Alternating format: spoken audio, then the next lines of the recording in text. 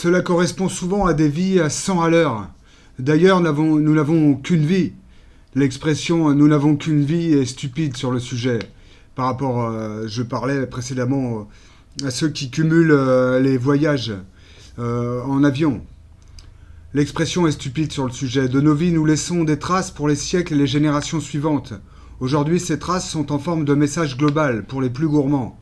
Ils écrivent dans le fioul cramé et ses résidus qu'ils ne pensent qu'à leur bonheur maximisé.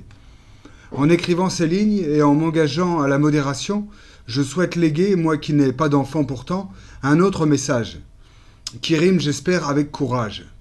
Si je bouge très peu, malgré le temps libre du chômage, par pauvreté et contrainte, je ne suis pas pour réduire les mobilités et priver les gens de vacances et de découvertes pour autant.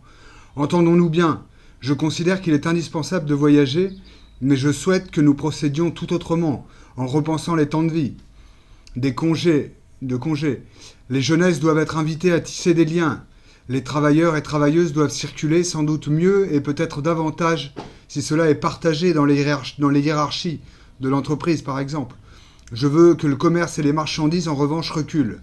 Que l'on parvienne à dessiner des équilibres pour reprendre le contrôle de la production et sortir aussi du périmètre économique, simplement. Quantité de domaines.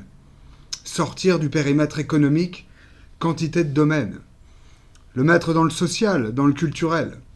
Le tourisme est par endroits une caricature de la surconsommation sans humanité. J'en suis presque à réclamer la fin du tourisme. Proposition absurde. Vouloir que les jeunes, parce que les voyages forment la jeunesse, que les jeunes circulent et découvrent, c'est du tourisme, le voyage des jeunes, dans l'origine du terme. Je veux que les humains se rencontrent davantage et avec des supports plus simples, de l'accueil chez l'habitant, des visites de ferme, ou d'entreprises, ou de tout un tas de choses, d'activités, que les marchandises deviennent moins importantes que nos jeunesses, que l'humain en premier lieu profite des transports. Aujourd'hui, nous consommons énormément au travers de nos achats. Il y a matière à changer, et de carburant notamment, il y a matière à changer radicalement les priorités.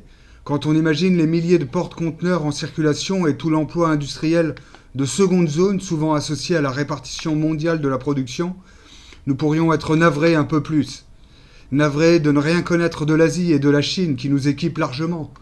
Navrés de ne pas voir davantage de Chinois et Chinoises visiter véritablement nos contrées. Le commerce a échoué à rapprocher les peuples.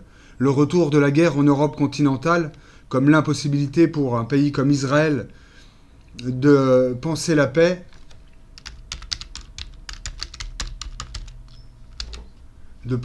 malgré la richesse de son économie au-delà de la guerre.